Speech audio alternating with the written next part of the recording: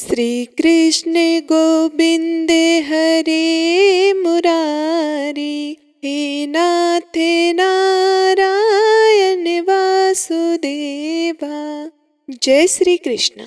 ओम नमः शिवाय। स्वागत है आप सभी का हमारे YouTube चैनल पे। प्रिय भक्तों, आज माघ मास का तीसरा दिन है और आप सभी लोग आज के इस वीडियो में रसपान करेंगे माघ मास महात्म का अध्याय 3। और आज माघ मास का पहला गुरुवार भी है। तो सबसे पहले हम विष्णु जी की एक छोटी सी कथा को सुनते हैं, उसके बाद हम सभी लोग रसपान करेंगे माघ मास महात्म का अध्याय 3। एक समय की बात है, एक नगर में एक सेठ व सेठानी रहते थे और सेठानी रोज विष्णु भगवान की पूजा करती थी। सेठ को उसका पूजा करना बिल्कुल भी अच्छा नहीं लगता था। इसी वजह से एक दिन सेठ ने सेठानी को घर से निकाल दिया। घर से निकलने पर वे जंगल की ओर गई तो देखा कि 4 आदमी मिट्टी खोदने का काम कर रहे थे। उसने कहा कि मुझे नौकरी पर रख लो, तो उन्होंने उसे रख लिया। लेकिन मिट्टी खोदने से सेठानी के हाथों में छाले पड़ गए और उसके बाल भी उड़ गए। प्रिय भक्तों, वे आदमी कहते हैं कि बहन, लगता है कि तुम किसी अच्छे घर की महिला हो, तुम्हें काम करने की आदत नहीं है, तुम ये काम रहने दो और हमारे घर का काम कर दिया करो।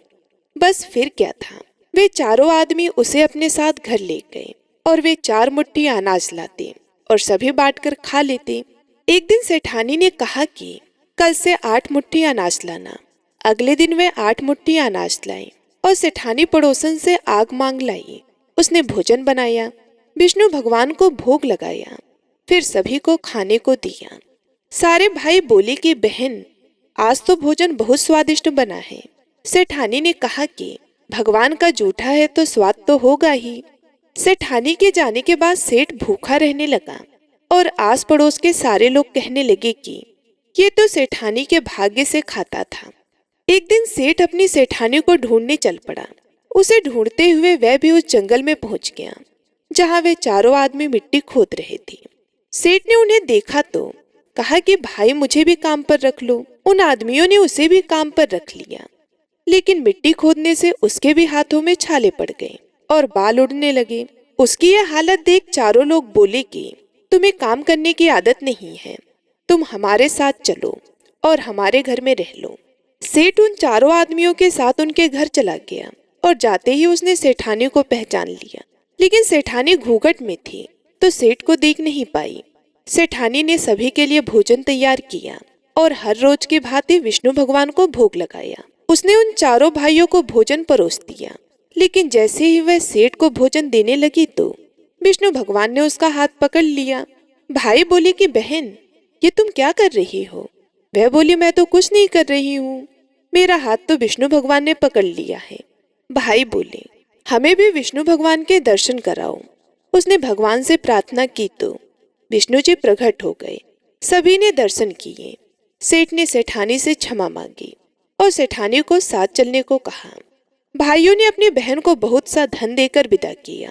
अब सेठानी के साथ सेठ भी भगवान विष्णु की पूजा करने लगा और उनके परिणाम से उनका घर अन्न धन से भर गया। तो एक बार प्रेम से बोलिए, भगवान विष्णु की जय, माता लक्ष्मी की जय। जो लोग माघ मास में प्रतिदिन स्नान कर रहे हैं, उन भक्तों को इस कथा को जरूर सुनना चाहिए। कहा जाता है कि इस कथा को सुनने से ही उन भक्तों को माघ मास स्नान का संपूर्ण फल प्राप्त होता है। आइए अब माघ स्नान की कथा का रसपान करते हैं। स्कंद पुराण के रेवा खंड में माघ स्नान की कथा के उल्लेख में आया है कि प्राचीन काल में नर्मदा तट पर शुभ्रव्रत नामक ब्राह्मण निवास करते थे। वे सभी वेद शास्त्रों के अच्छे ज्ञाता थे, किंतु उनका स्वभाव धन संग्रह करने का अधिक था। उन्होंने धन तो बहुत एकत्रित किया, वृद्धावस्था के दौरान उन्हें अनेक रोगों ने घेर लिया। तब उन्हें ज्ञान हुआ कि मैंने पूरा जीवन धन कमाने में लगा दिया, अब परलोक सुधारना चाहिए। वे परलोक सुधारने के लिए चिंतातुर तो हो गए। अचानक उन्हें एक श्लोक याद आया जिसमें माघ मास के स्नान की विशेषता बताई गई थी। उन्होंने माघ स्नान का संकल्प लिया। इसी श्लोक के आधार पर नर्मदा में स्नान करने लगे। 9 दिनों तक प्रातः नर्मदा में जल स्नान किया और 10वें दिन स्नान के बाद उन्होंने अपना शरीर त्याग दिया। शुभ्रवर्त ने जीवन भर कोई अच्छा कार्य नहीं किया था, लेकिन माघ मास में स्नान करके पश्चाताप करने से उनका मन निर्मल हो गया। माघ मास के स्नान करने से उन्हें स्वर्ग की प्राप्ति हुई। बोलिए भगवान विष्णु की जय। आइए अब माघ मास महात्म का अध्याय 3 सुनते हैं। जिन लोगों ने पहला और दूसरा अध्याय नहीं सुना है वो कृपया जाके हमारे चैनल पर पहला और दूसरा अध्याय सुन ले, तभी जाके आपको आगे की कथा समझ में आएगी। तब राजा दिलीप कहने लगे कि महाराज, यह पर्वत कितना ऊंचा और कितना लंबा चौड़ा है। तब वशिष्ठ जी कहने लगे कि 36 योजन, 1 योजन 4 कोस का होता है।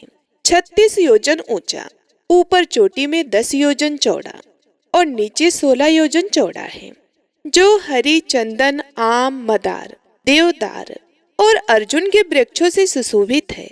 दुर्भिक्ष से दुखी होकर इस पर्वत को और फल फूलों से परिपूर्ण देखकर भृगु वहीं रहने लगे और यहाँ पर कंदराओं, वनों और उपवनों में बहुत दिनों तक तप करते रहे। इस प्रकार जब भृगु ऋषि वहाँ पर अपने आश्रम पर रह रहे थे तो एक विद्याधर अपनी पत्नी सहित वहाँ पर उतरा। वे अत्यंत दुखी थे। उन्होंने भृगु ऋषि को प्रणाम किया और ऋषि ने बड़े मीठे स्वर में उनसे कहा कि हे विद्याधर, तुम बड़े दुखी दिखाई देते हो, इसका क्या कारण है। तब विद्याधर कहने लगे कि महाराज, पुण्य के फल को पाकर, स्वर्ग पाकर तथा देवतुल्य शरीर पाकर भी मेरा मुख व्याघ्र जैसा है। मेरे दुख और अशांति का यही एक कारण है, ना जाने किस पाप का फल है। मेरे चित्त की व्याकुलता का दूसरा कारण भी सुनिए। मेरी पत्नी अति रूपवती, मीठा वचन बोलने वाली, नाचने और गाने की कला में अति प्रवीण, शुद्ध चित्त वाली, 7 सुरों वाली, बीड़ा बजाने वाली, जिसने अपने कंठ से गाकर नारद जी को प्रसन्न किया, नाना स्वरों के नाद से बीड़ा बजाकर कुबेर को प्रसन्न किया, अनेक प्रकार के नाच ताल से शिवजी महाराज भी अति प्रसन्न और रोमांचित हुए। शील, उदारता, रूप तथा यौवन में स्वर्ग की कोई अप्सरा भी इस जैसी नहीं है। कहाँ ऐसी चंद्रमुखी स्त्री और कहाँ मैं व्याघ्र मुख वाला। ये चिंता सदैव मेरे हृदय को जलाती है।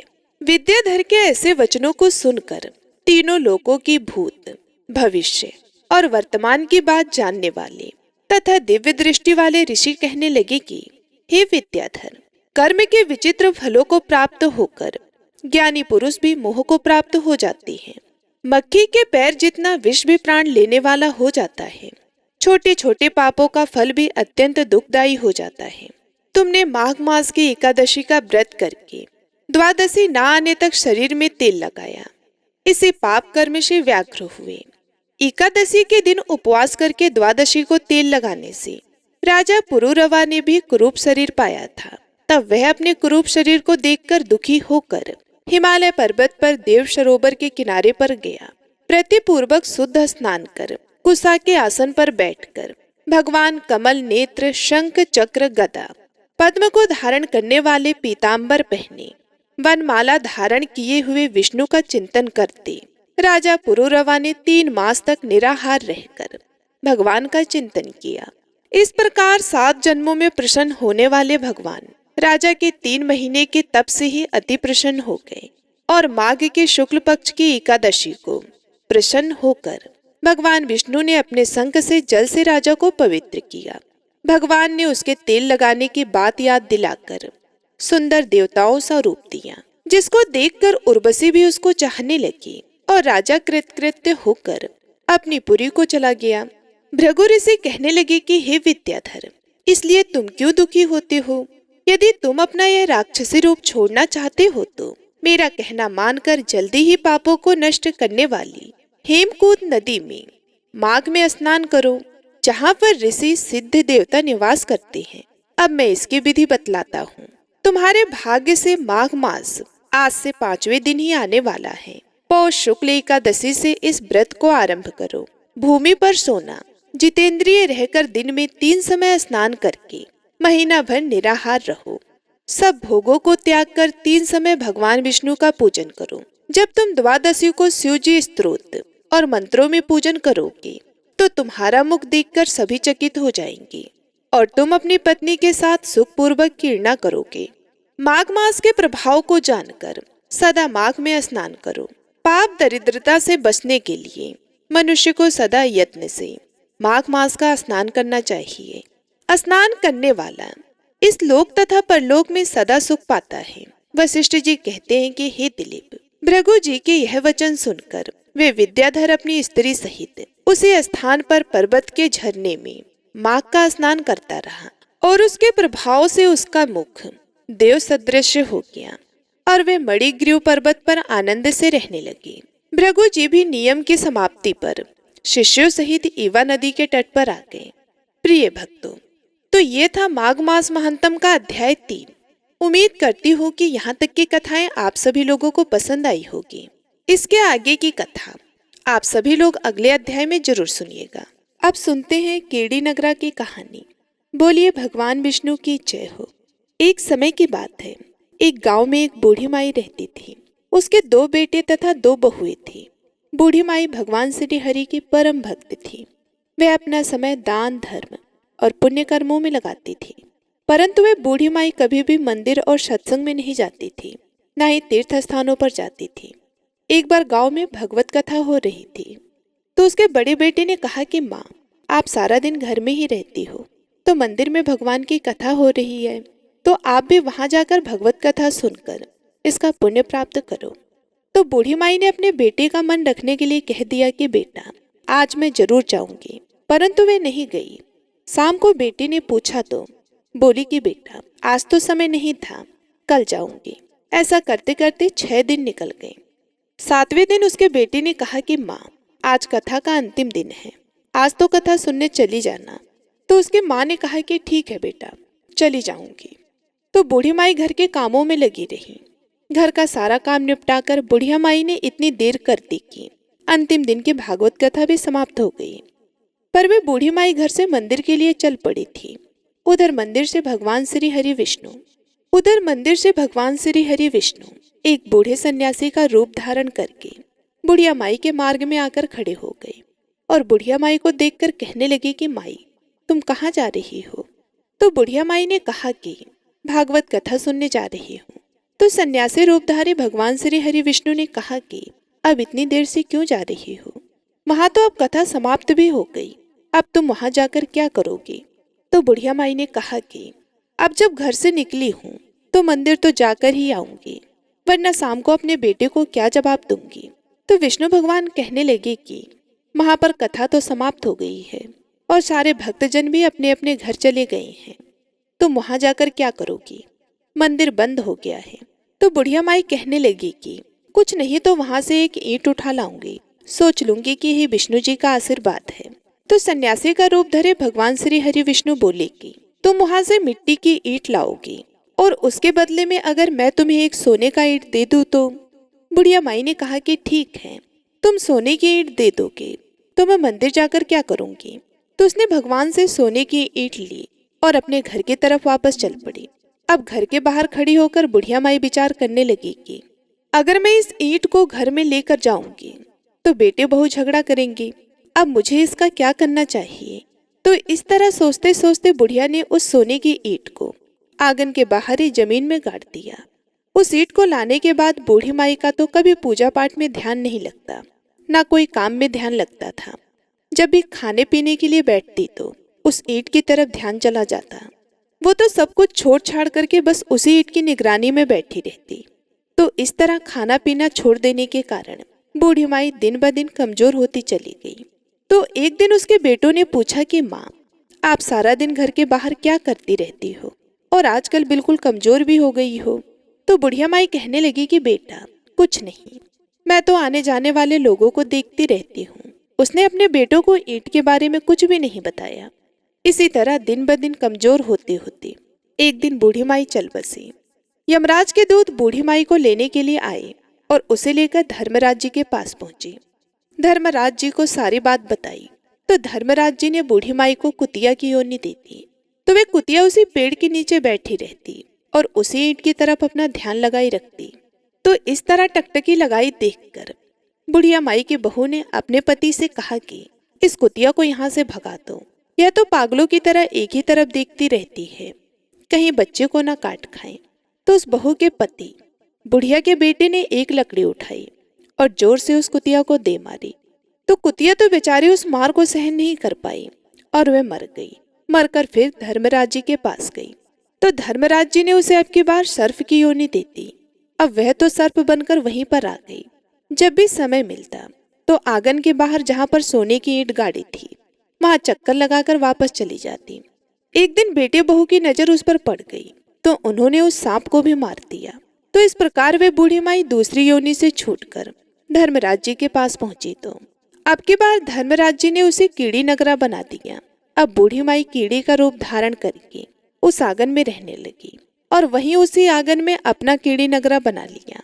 आंगन में कीड़ी नगरा हो गया तो घर वाले बहुत ही परेशान हो गए। यहाँ तक कि भोजन भी नहीं बना पा रहे थे। चलने में समस्या, जगह जगह सारे घर में कीड़े ही कीड़े नजर आ रहे थे। तो इससे सारे घर वाले परेशान हो गए और मन ही मन स्मरण करने लगे कि क्या करें क्या ना करें। पता नहीं ये कैसी मुसीबत आ गई और इससे पीछा छुड़ाने का कोई उपाय भी नजर नहीं आ रहा है। तो तभी भगवान श्री हरि विष्णु सन्यासी का रूप धारण करके वहां आए और बोले कि बेटा हमें कुछ खाने को दे दो। तो घर वालों ने कहा कि महाराज आज हमने खाने के लिए कुछ नहीं बनाया है क्योंकि हमारे घर में कीड़ी नगरा हो गया है और हर जगह कीड़ी तोस।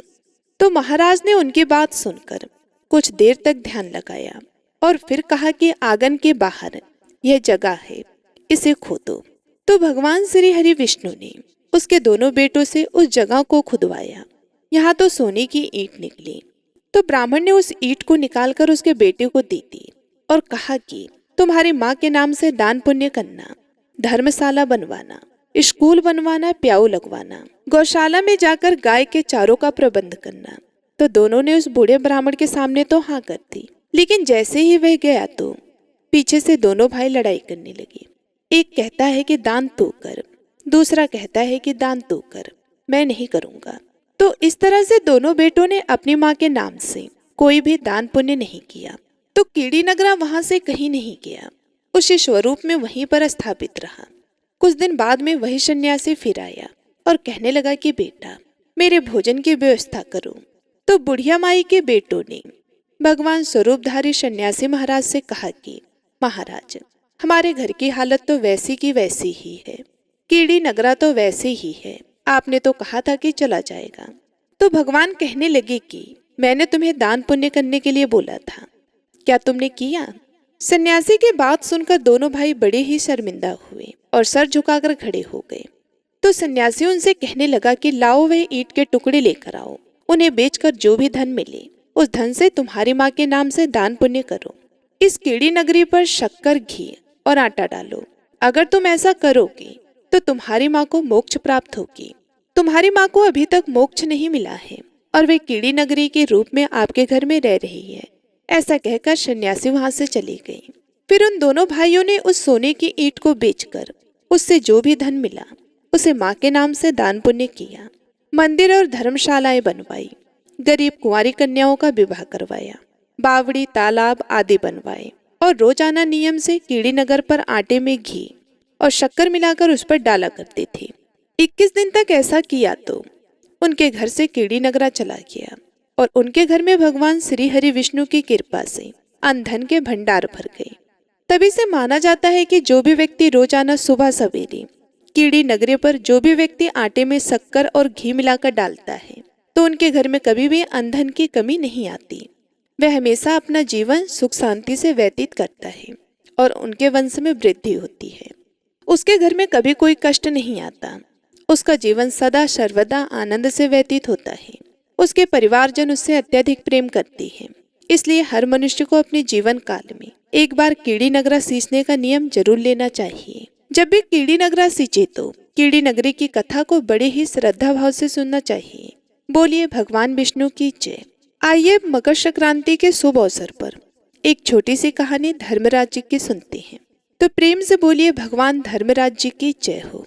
पूर्व काल की बात है, एक बुढ़िया माई थी। वह व्रत नियम बहुत रखती थी। एक दिन भगवान के घर से यमदूत लेने आई। बुढ़िया माई यमदूत के साथ चली गई। आगे गहरी नदी बह रही थी। बुढ़िया माई डूबने लगी।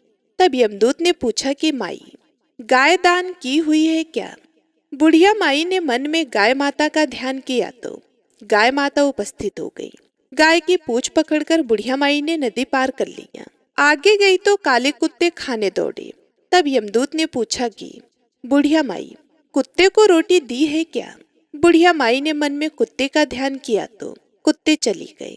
आगे चले तो काले कौवे बुढ़िया माई को चोंच मारने लगी। तब यमदूत ने कहा कि ब्राह्मण की बेटी को सिर में तेल लगाने को दिया है या नहीं? बुढ़िया माई ने ब्राह्मण की बेटी को याद किया तो कौवे ने चोंच मारना छोड़ दिया। आगे गई तो पैर में कांटे चुभने लगे। यमदूत ने कहा कि चप्पल दान किया है। बुढ़िया माई ने याद किया तो चप्पल पैरों में आ गई। आगे चली तो चित्रगुप्त जी ने यमदूतों से पूछा, आप किसको ले आए हो? यमदूतों ने कहा कि बुढ़िया माई ने बहुत दान पुण्य किए हैं, लेकिन धर्मराज जी का कुछ नहीं किया, इसलिए आगे के द्वार बंद हैं। तब बुढ़िया माई ने विनती की कि मुझे 7 दिनों के लिए धरती पर जाने दो। मैं इस 7 दिनों में धर्मराज जी की कहानी सुनकर उद्यापन करके वापस आ जाऊंगी। धर्मराज जी ने उसके प्राण लौटा दिए।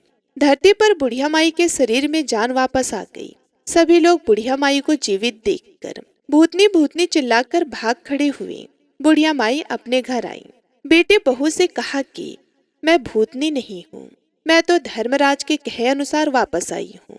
मैं प्रत्येक दिन धर्मराज की कहानी सुनकर उसका उद्यापन करके वापस परलोक चली जाऊंगी। यह सुनकर बेटे बहू ने पूजा की सभी सामग्री ला दी, लेकिन कहानी के समय हुकार नहीं भरा। तब बुढ़िया माई पड़ोसन के पास गई। पड़ोसन ने कहानी सुनी और हुकार भी भरा। बुढ़िया माई ने 7 दिनों के पश्चात उद्यापन कर दान किया। 7वें दिन धर्मराज जी ने बुढ़िया माई के लिए स्वर्ग से विमान भेजा। विमान देखकर सभी गांव वालों ने स्वर्ग जाने के लिए कहा। तब बुढ़िया माई ने कहा, मेरी कहानी तो केवल पड़ोसन ने सुनी है।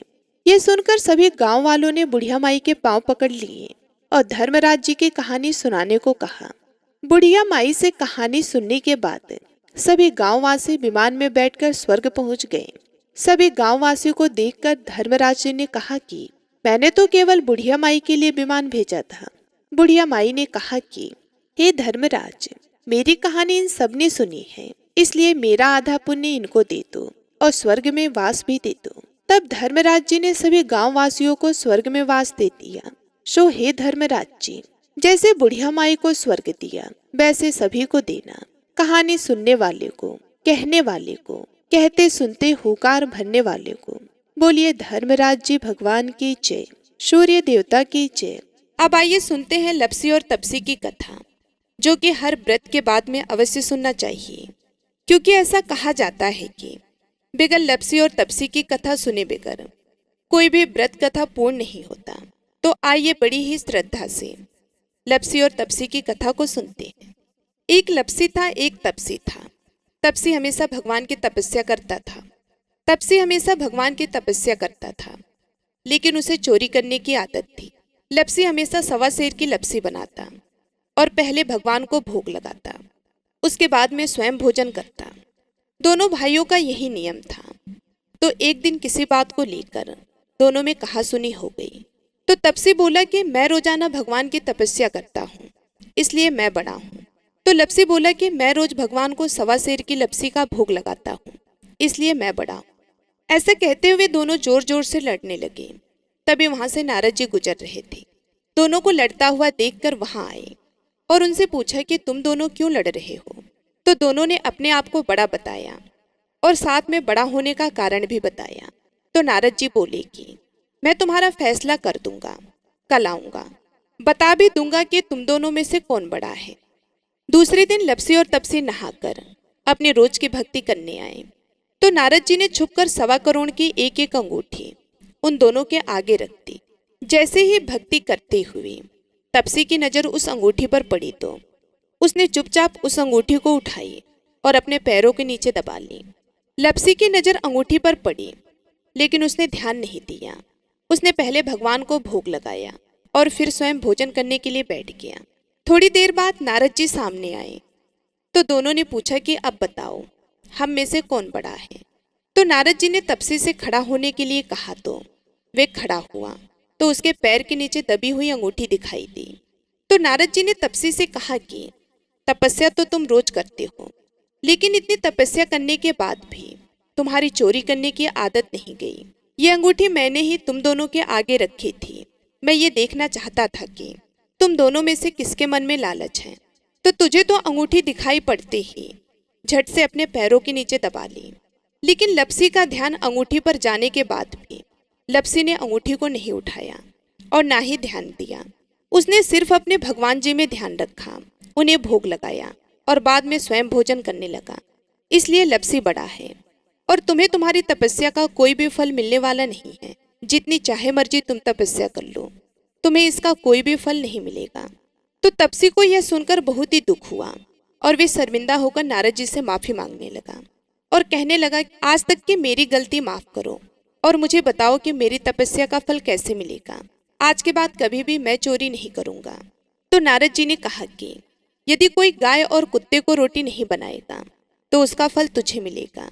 यदि कोई आदमी ब्राह्मण को भोजन करवा कर उसे दक्षिणा नहीं देगा तो उसका फल भी तुझे ही मिलेगा। अगर किसी को सूत वाली साड़ी अगर हम देते हैं, उसके ऊपर अगर भेंट स्वरूप कुछ रुपए नहीं देंगे तो उसका फल भी तुझे ही मिलेगा। अगर कोई व्यक्ति दिए से दिया जलाएगा तो उसका फल भी तुझे ही मिलेगा। अगर कोई औरत आंगन लीप कर चौका नहीं लीपेगी तो उसका फल भी तुझे ही मिलेगा। यदि कोई व्रत कथा में सारी कहानी सुन ले लेकिन तुम्हारी कहानी ना सुने तो उसका फल भी तुझे ही मिलेगा। उस दिन से हर व्रत कथा और कहानी के साथ लपसी और तपसी की कहानी कही और सुनी जाती है। यदि वीडियो पसंद आई हो तो वीडियो को लाइक करना बिल्कुल भी मत भूलिएगा। साथ ही साथ कमेंट बॉक्स में ओम नमः शिवाय भगवान विष्णु की जय जरूर लिखिएगा। मिलती हूँ मैं आप सभी लोगों से अगले वीडियो में। तब तक के लिए नमस्कार।